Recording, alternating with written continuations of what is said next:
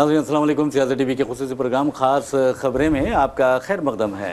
मैं मोहम्मद रियाज अहमद और मेरे साथी सैयद इस्माइल ज़बीउल्लाह। अस्सलाम वालेकुम। बहरहाल नाज़रीन, जहाँ तक खबरों का सवाल है, उस खबरें में पेश करने से पहले हम रिवायती तौर पर, जैसा कि हमने आपको पहले भी बताया है कि रमज़ान मुबारक की मुनासिबत से हदीस पाक पेश करने की सादत हासिल करेंगे। और ये वो हदीस मुबारक है जो हर रोज़ रोज़नामा सियासत के सफ़े आखिर या फिर अंदरूनी सफ़ात में शाये की जाती है। आज की जो हदीस मुबारक है वो कुछ इस तरह है।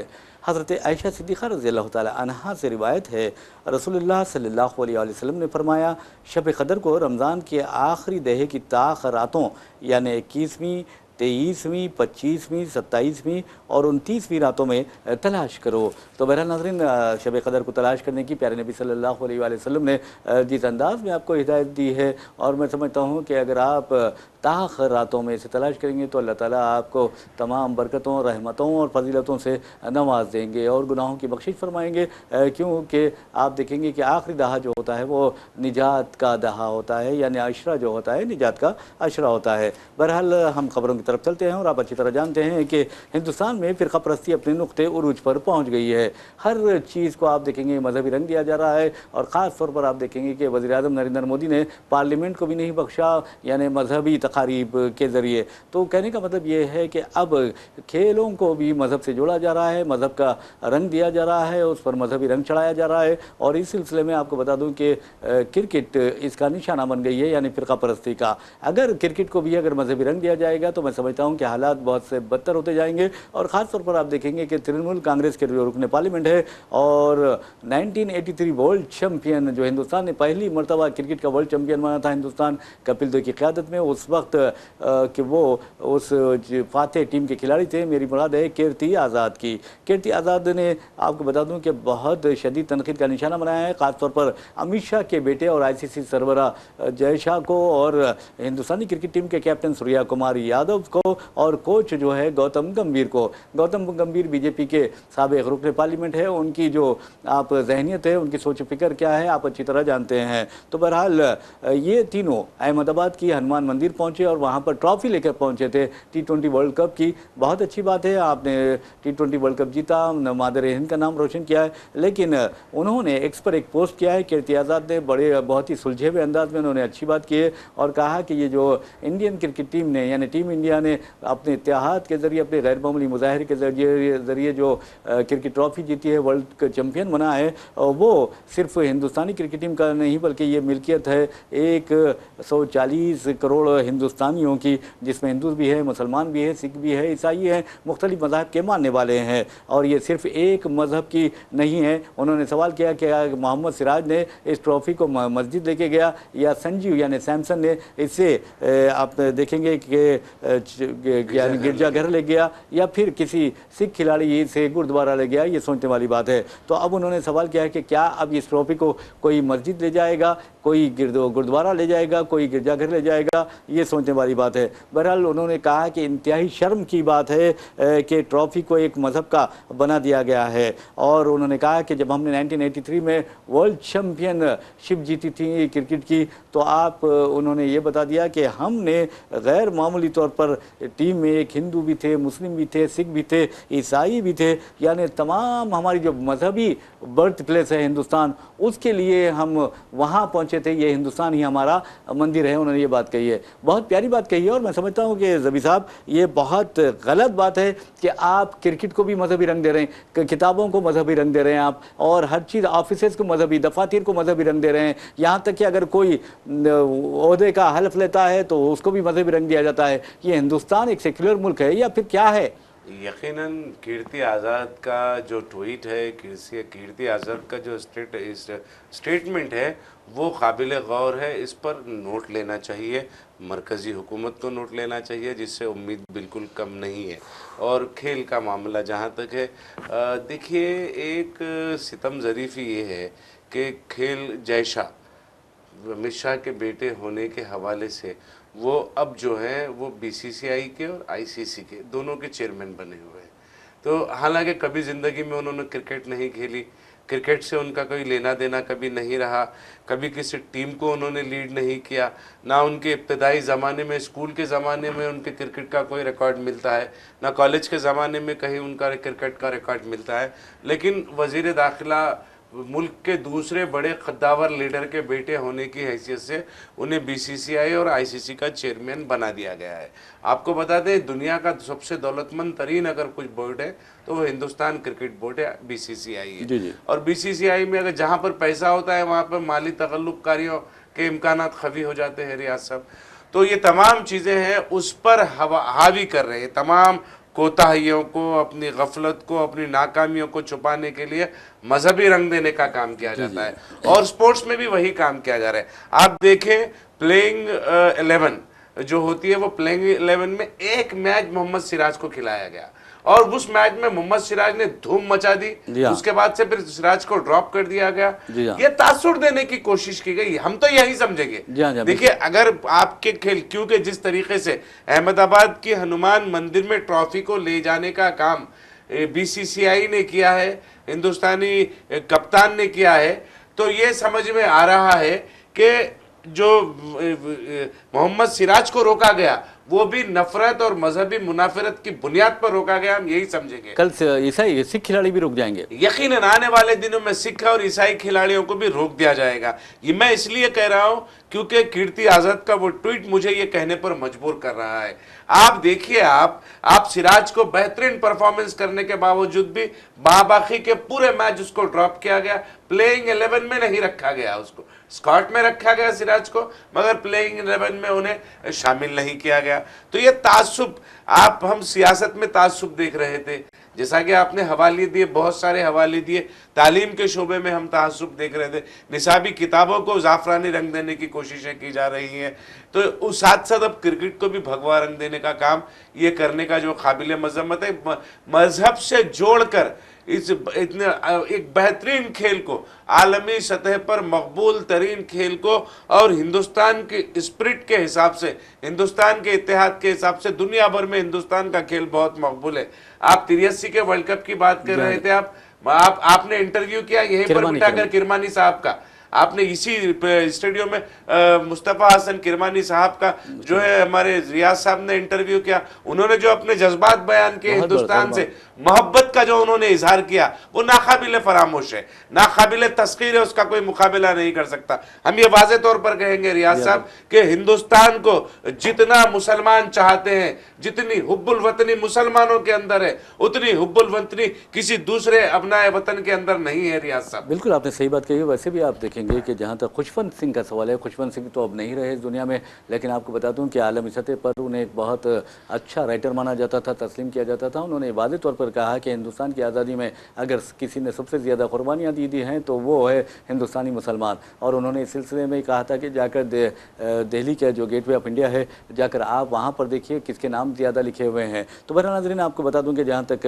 क्रिकेट का सवाल है, अगर क्रिकेट को भी फ़िरका परस्ती का रंग दे दिया जाए, और जैसा कि ज़बीउल्लाह ने बताया कि अमित शाह के जो फर्जंद जय शाह, उनका क्रिकेट से कभी ताल्लुक़ नहीं रहा। मैं समझता हूँ कि वो बैट भी नहीं पकड़ सकते और बॉल भी नहीं थाम सकते, ये पूरा यकीन है हमें। और आप अंदाज़ा कीजिए कि किस तरह उनकी गौतम गंभीर, आप अगर वीडियोस देखेंगे तो ऐसा लगता है कि चापलूसी कर रहे थे। और गौतम गंभीर बीजेपी के साबिक़ रुकन पार्लियामेंट है, वो भी उन्हें कोच बनाया गया है, यानी तो आप अंदाज़ा करें कि किस अंदाज में वो सिलेक्शन का कर सकते हैं खिलाड़ियों का, ये भी एक अहम बात है। और दूसरी अहम बात यह है कि मोहम्मद सिराज को बुरी तरह नज़रअंदाज कर दिया गया। शामी आप देखेंगे मोहम्मद शमी जिस अंदाज में कारकर्दगी का मुजाहरा कर रहे हैं, उन्हें भी नज़रअंदाज किया गया। ये सोचने वाली बात है। देखिए, जब तक फ़िरका परस्ती रहेगी तबाही बर्बादी आ जाएगी, ये सोचने की बात है। और इस मामले में क्रिकेट खिलाड़ियों को कम अज़ कम सोचना चाहिए कि उन्हें इस तरह की बीमारी से दूर रहना चाहिए, वरना ये बीमारी तो उन्हें हलाक कर देगी और उनके सारे जो ख्यालात हैं, उनकी अच्छाइयाँ हैं, वो तबाह करेंगे। हम सलाम करते हैं विराट कोहली को। आप देखेंगे कि विराट कोहली ने किस अंदाज में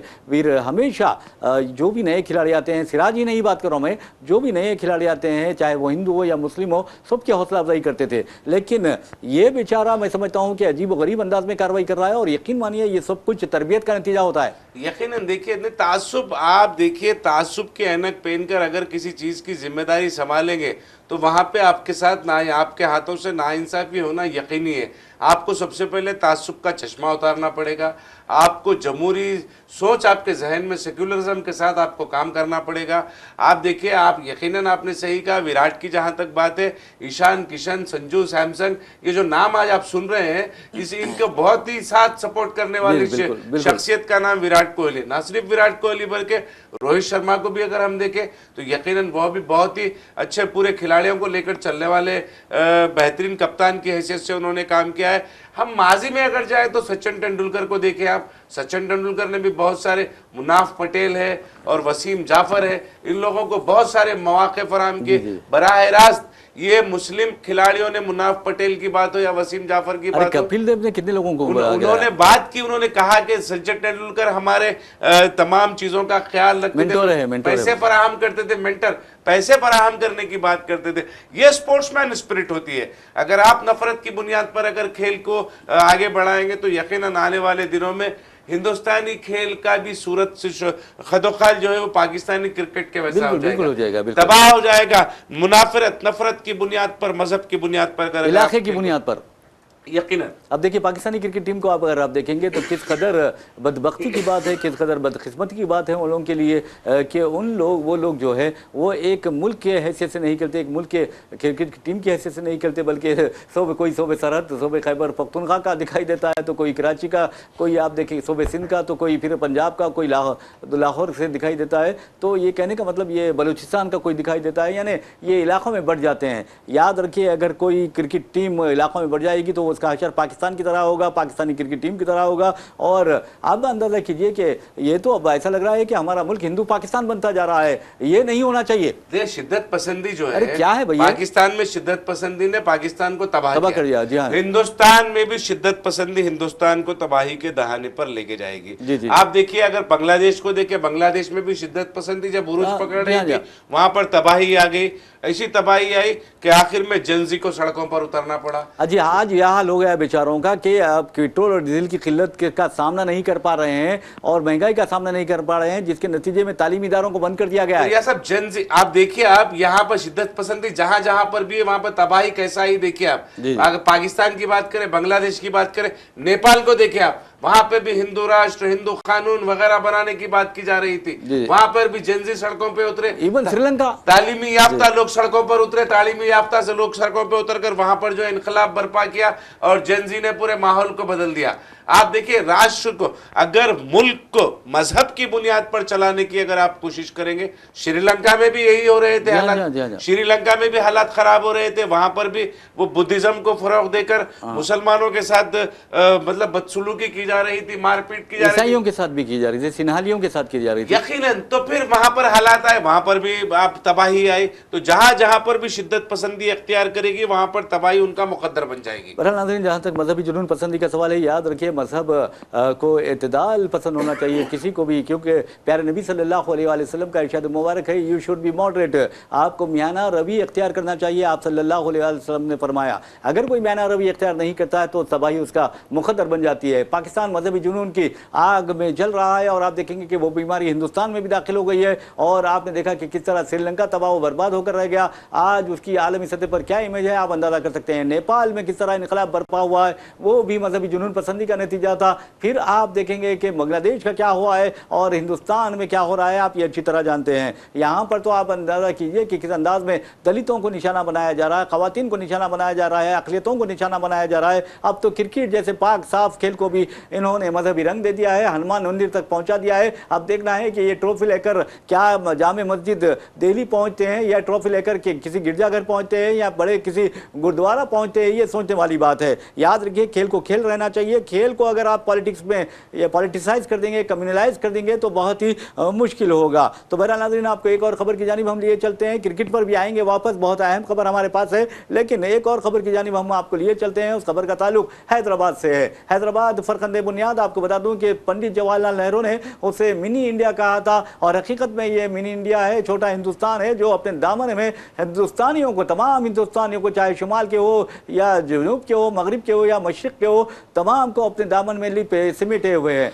लेकिन अफसोस की बात है कि यहाँ पर जो बैरूनी रियासत के लोग आ रहे हैं वो बदअमनी फैला रहे हैं और नक्शे अमन के खदशात पैदा कर रहे हैं। कत्ल गारतगिरी का बाजार गर्म किया जा रहा है, जराइम बढ़ते जा रहे हैं, और हद तो यह है कि आज मिलावट शुदा अशिया की फरोख्त भी नुक्ते उरूज पर पहुंच गई है। हमने बार बार अपने प्रोग्राम्स के जरिए एहसास दिलाने की कोशिश की पुलिस को और हुकूमत को कि भाई यहाँ पर जो कुछ भी बैरूनी रियासत के अफराद आ रहे हैं वो मजहबी नाम लेकर इस्तेसाल कर रहे हैं, लेकिन दूसरी तरफ वो मिलावट शुदा अशिया फरोख्त कर रहे हैं, इंसानों के जानों से खेल रहे हैं। तो बहरहाल आपको हम लिए चलते हैं गच्चीबौली के एनटीआर नगर और वेटिन्ना गुल्लापल्ली, दो इलाकों में पुलिस यानी कि माधोपुर स्पेशल ऑपरेशन टीम ने धावे किए, और आपको जानकर हैरत होगी कि वहां से 5000 लीटर मिलावट शुदा तेल, और यानी खुर्दुनी तेल, खाने का तेल जो है वो, और 5000 किलोग्राम गेहूं का मिलावट शुदा आटा जब्त किया गया। आप अंदाजा कीजिए कि अगर गेहूं के आटे में ये कुछ मिलावट करेंगे तो इंसान के गुर्दे खराब हो जाते हैं, कलेजा खराब हो जाते हैं, यानी आप लीवर खराब हो जाता है, यानी आज़ाए रईसा जो वाइटल ऑर्गन जिसे कहा जाता है वो खराब हो जाते हैं। और तेल अगर मिलावट शुदा होता तो समझिए कि इंसानी जिंदगी हलाकत में पड़ जाती है। तो बहरहाल इस सिलसिले में आपको बता दूं हमने बार बार पुलिस को ये तवज्जो दिलाई थी, और उसके बाद भी पुलिस क्या कर रही है सोचने वाली तो बात है। लेकिन आपको बताना जरूरी है कि इस सिलसिले में 45 साल भंवर राम और उसके 22 साल बेटे अशोक कुमार को गिरफ्तार कर लिया गया है, और इन दोनों का ताल्लुक राजस्थान से है। यकीनन देखिए, बहुत सारी आपको बता दूं रियाज साहब, आपको याद होगा मारवाड़ी गोपैक एक मूवमेंट शुरू हुआ था, फिर अचानक से वो मूवमेंट दब गया। बैरूनी रियासतों से लोग 5000 से ज़ायद लोग, एक सर्वे रिपोर्ट के मुताबिक 5000 से ज़ायद लोग रोज़ हैदराबाद का रुख कर रहे हैं, मुख्तलिफ रियासतों से आ रहे हैं, तेलंगाना के मुख्तलिफ अजलाओं से आ रहे हैं, ख़ास तौर पर शुमाली हिंदुस्तान से लोगों, शुमाली तेलंगाना से लोगों का इधर आमद रफ्त ज़्यादा है, बिहार, यूपी और इन रियासतों से भी लोग यहाँ पर आ रहे हैं। आप देख रहे हैं कि आपने आज तेल और आटे की मिलावट की बात कही। पिछले हफ्ते में मुसलसिल 3-4 रोज तक टास्क फोर्स ने मुख्तलिफ इलाकों पे धावे किए। एक जगह से अदरक लहसुन वहाँ पर उन्होंने जब्त किया मिलावटी, एक जगह से घी और तेल, जो डालडा घी जो था, क्रीम वगैरह बना रहे थे, वहाँ पे मक्खन बनाया जा रहा था, और वहाँ पर बटर मिलावटी बनाने का काम किया जा रहा था, वहाँ पर उसको गिरफ्तार किया। उससे कबल चावल के अंदर मिलावट हो रही थी, उससे कबल मसालों के मिलावटों से किया, और जितने लोग इन वाक़यात में पकड़े गए हैं, अगर आप उनका ट्रैक रिकॉर्ड उठाकर देखें, उनका ताल्लुक कहाँ से है देखें, तो ये वहीं से मिलेंगे आपको, या तो उत्तर प्रदेश से रहेंगे, या तो बिहार से रहेंगे, या तो राजस्थान से रहेंगे, या तो गुजरात से रहेंगे। जी बिल्कुल। तो ये आपने जो कहा, जो इशारा दिया कि हिंदुस्तान, हैदराबाद मिनी हिंदुस्तान है, पंडित जवाहरलाल नेहरू ने यह बात कही थी, यकीनन मिनी हिंदुस्तान है। हम फराग दिली से आसिफ जा साहब ने मुख्तलिफ ममालिक से लोगों को बुलाकर यहाँ पर बसाया था, यहाँ पर बसाकर उनके हुनर को जो फैलाने का काम किया था। तो आज भी उनके लोग जो मतलब उनकी नस्लें जो हैं आज भी हैदराबाद में मौजूद हैं। तो यकीनन हम मेहमान नवाज ज़रूर हैं, मगर हम यही चाहते हैं कि हमारी मेहमान नवाजी का इस्तेफ़ादा ना उठाए, हमारी मेहमान नवाजी से का इस्तेहसाल ना करे, आए और आकर यहाँ पर अपनी कमाई कमाए। और हैदराबादियों को क्यों जहर और मिलावटी खाना खिलाने की कोशिश कर रहे हैं, मिलावटी चीज़ें देने की कोशिश कर रहे हैं। यहाँ पर सबसे बड़ा सवाल, क्या ये बना रहे थे, बनाकर बेच रहे थे, जब्त होने से पहले उन्होंने कितना सामान फरोख्त नहीं किया होगा रियाज साहब, और किसको फरोख्त किया? आप पुलिस क्या आंखों पर पट्टी बांधकर बैठी हुई थी? अगर कहीं पर आप कहीं पे मिलावटी चीज बन रही है, बनने के साथ ही पुलिस क्यों इत्तला नहीं मिल जाती पुलिस को? ये टास्क फोर्स बनकर सप्लाई होकर लोगों से शिकायत वसूल होने के बाद जाकर क्यों वहां पर धावे करती है? ये एक बहुत बड़ा सवाल है। यहाँ पर पुलिस को मजीद मुतहर्रिक होने की ज़रूरत है। बहरहाल नाज़रीन, आपको बता दूं कि जहाँ तक बड़े बड़े मार्केट से, खासतौर पर बेगम बाज़ार में अगर आप देखिए कि ये पता लगाना चाहिए पुलिस को कि इन लोगों ने, यानी भंवर राम और उसके बेटे अशोक कुमार ने, जो आटा है या फिर तेल है, और तेल आपको बता दूं कि उन्होंने जो एक्सपायर्ड डेट हो जाती है तेल की, उन तेल को सोयाबीन के तेल से मिलावट करते हुए ब्रांडेड मुख्तलिफ ब्रांड्स के तेल की शक्ल में उनको रिपैक किया, यानी पैकेजेस किया, फिर रिपैकेज किया, फिर और आप देखेंगे पैक्ट किया और उसे बाजार में लाया। तो ये इंसानी जानों से खेलने का एक खतरनाक तहर व हरबा है, और इस हरबे के पीछे जो भी अनासिर हैं उनके खिलाफ कार्रवाई की जानी चाहिए, और ये देखना चाहिए कि इनका ताल्लुक किस रियासत से है, और इन पर तेलंगाना में आमद पर पाबंदी आयद करनी चाहिए इस तरह के लोगों पर, क्योंकि ये लोगों की ज़िंदगियों को खतरे में डाल रहे हैं। तो बहरहाल नाज़रीन, एक और खबर की जानिब चलते हैं और आपको बताते हैं कि तेलंगाना में हालात किस कदर ख़राब होते जा रहे हैं। तेलंगाना ही नहीं बल्कि सारे मुल्क में, और गुर्बत का यह हाल हुआ है कि लोग अपने बच्चों को बेच रहे हैं, यानी बच्चे पैदा कर रहे हैं, और बच्चे पैदा करना कोई मामूली बात नहीं है। अगर मामूली बात है तो फिर आप वज़ीर-ए-आज़म नरेंद्र मोदी से पूछिए, या फिर आप अमित शाह से पूछिए बच्चे पैदा करना किस कदर मुश्किल होता है, या फिर आप आरएसएस के किसी लीडर से पूछिए, क्योंकि अब आरएसएस हो या मोहन भागवत से भी पूछिए कि बच्चे पैदा करना किस कदर मुश्किल होता है, और चंद्रबाबू नायडू से पूछिए कि बच्चे किस कदर अहम होते हैं। तो बहरहाल आपको बताना ज़रूरी है कि उन लोगों से भी पूछिए कि बच्चे जिन्हें नहीं है, जिन्होंने शादी नहीं की है और वो बच्चों के लिए तड़पते हैं। तो कहने का मतलब यह है कि तेलंगाना का एक ज़िला है मेदक में आपको बता दूं कि कबाइलियों की अच्छी खासी तादाद है, और वहाँ के एक कबाइली जोड़े ने एक यानी कामारेड्डी के रहने वाले लावल जोड़े को अपना बच्चा यानी नौमौलूद बेटा 1,70,000 रुपये में फ़रोख्त कर दिया। और आप अंदाज़ा कीजिए कि अपनी औलाद को फ़रोख्त करना कोई मामूली बात नहीं है, तो किस कदर गुर्बत का ये शिकार है। अगर ये वाक़या मंजर आम पर नहीं आता, अगर आंगनवाड़ी वर्कर्स इस पर तवज्जो नहीं देते, क्योंकि कहा जाता है कि ये जोड़ा जो कबाइली जोड़ा है वो आंगनवाड़ी सेंटर से रब्त पैदा करते हुए अंडे और दूसरे जो ग़िज़ाइयत से भरपूर ग़िज़ाएँ होती हैं वो ख़रीदा करते थे। और ये वाक़या आपको बता दूं कि 10 फरवरी को ये खातून ने बच्चे को जन्म दिया मेदक के हवेली घनपुर मंडल में, और फिर उसे कामारेड्डी के एक लावल जोड़े को फ़रोख्त कर दिया। तो बहरहाल ये बहुत ही ख़तरनाक वाक़या है। यकीनन बहुत ही ख़तरनाक वाक़या, गुर्बत का ये अंदाज़ा है। यहाँ पर वालिदैन अपनी औलाद को या तो बेचने पर मजबूर है, या फिर अपनी औलाद को पानी में ढकेल कर मारने पर मजबूर है। हालिया दिनों में हमने एक वाक़या देखा था अफसोसनाक, एक ऑटो ड्राइवर मुसलमान का वाक़या मैं बयान नहीं, एक महाराष्ट्र का भी आप देखिए, तेलंगाना की बात कर रहा हूँ, बयान कर रहा हूँ, तो यहाँ सब जज्बाती हो जाना पड़ रहा है। आप यकीन मानिए, तीन बेटियों को पानी में डुबाकर मारने वाले बाप के दिल पर क्या गुजरी होगी, गुर्बत का उसके ऊपर क्या अंदाज़ा होगा, आप यकीन जाने।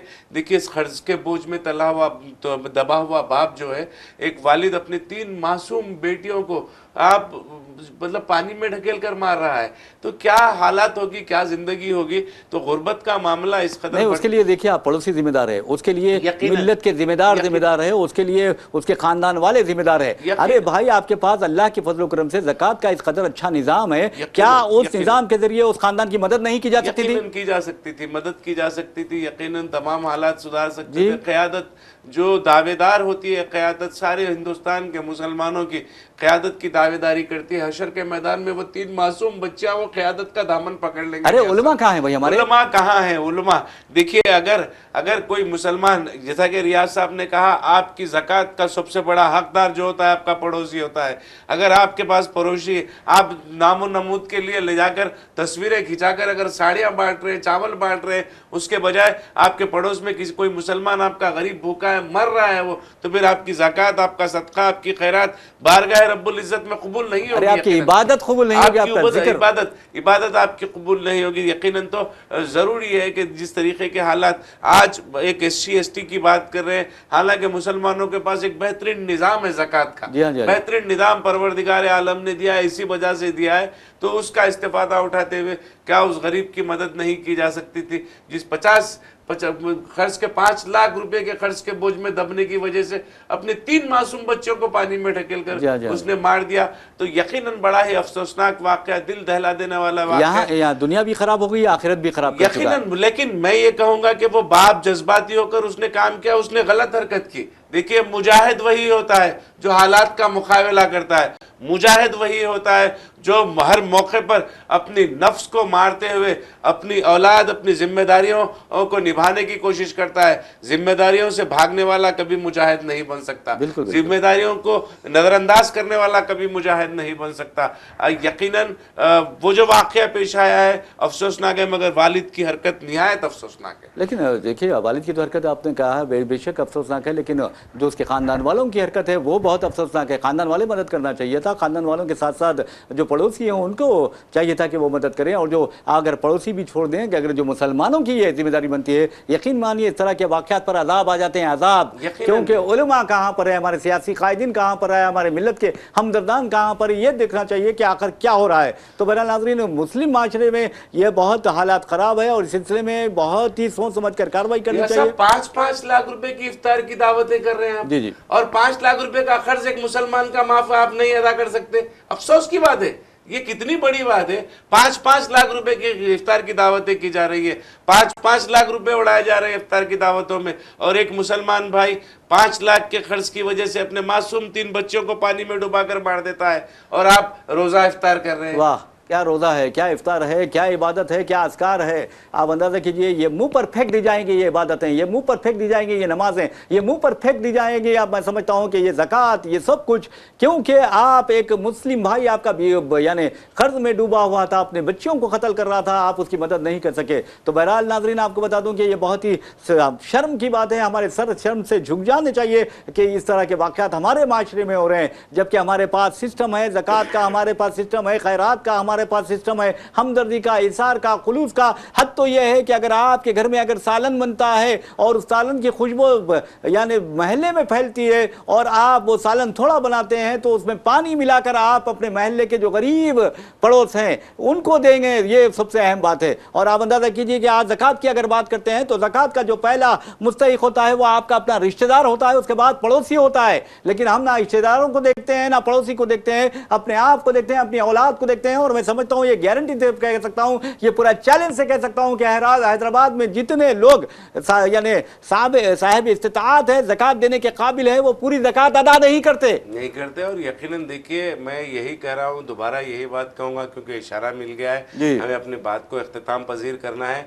यही कहूँगा मैं कि देखिए रियाज साहब, आपको हशर के मैदान में परवरदिगार आलम के सामने जवाब देना पड़ेगा। वो बाप को घिनौनी हरकत पर भी जवाब देना पड़ेगा, उम्मत के जिम्मेदारान को भी परवरदिगार आलम के सामने जवाब देना पड़ेगा। वो मासूम तीनों बच्चियां जो है इनका दामन चाक कर देंगी हशर के मैदान में। बिल्कुल। आप यकीन जाने रियाज साहब, इनको जवाब, वो मासूम 3 बच्चों को जवाब देना पड़ेगा, क्योंकि खूने नाहक है, गैर जरूरी के उन मासूम बच्चों को सारा शहर जिम्मेदार है इसके लिए। यकीनन अजाब आएगा, जैसा कि आपने कहा, डराया आपने, अल्लाह ताला भी डरा रहे हैं, अजाब आएगा यकीनन उन लोगों के ऊपर, उन तमाम लोगों के ऊपर, वो तमाम माशरे पर, तमाम मोहल्ले पर, तमाम इलाके पर, तमाम जिले पर, तमाम रियासत पर अल्लाह का अजाब आएगा, जहां पर इस तरीके के वाक़यात होते हैं और मुसलमान खामोशी अख्तियार किए हुए थे, अपने भाई की मदद करने से भी इज्तनाब करते हैं। बहरहाल नाज़रीन, की खबर आ रही है और खबर सुनाते हुए हम अपना प्रोग्राम इख्तिताम को पहुँचाते हैं। खास खबरें, क्योंकि आपने देखा कि जो भी खबरें हमने पेश की है, बिल्कुल खास खबरें पेश की है। एक तो खबर यह है कि BCCI ने इंडियन स्क्वाड के लिए यानी टीम इंडिया के लिए 131 करोड़ रुपए इनामत का ऐलान कर दिया है, जो 15 खिलाड़ियों, कोचिंग स्टाफ और सपोर्ट स्टाफ जो है उसमें तकसीम कर दिए जाएंगे। तो बहरहाल 2024 के वर्ल्ड कप में आप देखेंगे रोहित शर्मा की टीम को 125 करोड़ रुपए का इनाम दिया गया था। तो बहरहाल ये तो खबर रही, लेकिन आलमी सतह की खबर यह है कि ईरान के बारे में कहा जा रहा है कि अमेरिकी सदर डोनाल्ड ट्रंप ने कहा कि जंग जल्द ख़त्म हो जाएगी, लेकिन मुझे तो ऐसा नहीं लगता, क्योंकि जंग का बहुत एक सिलसिला जो है लापतनाही सिलसिला शुरू हो चुका है और इस तबाही के लिए जिम्मेदार है अमेरिका और इसराइल। इसी के साथ हम अपना प्रोग्राम खास खबरें इख्तिताम को पहुँचाते हैं। अपने मेज़बान मोहम्मद रियाज अहमद और मेरे साथी सैयद इस्माइल ज़बीउल्लाह को इजाज़त दीजिए। इंशाल्लाह फिर मुलाकात होगी, फिर बात होगी। तब तक के लिए अल्लाह हाफ़िज़। अल्लाह हाफ़िज़।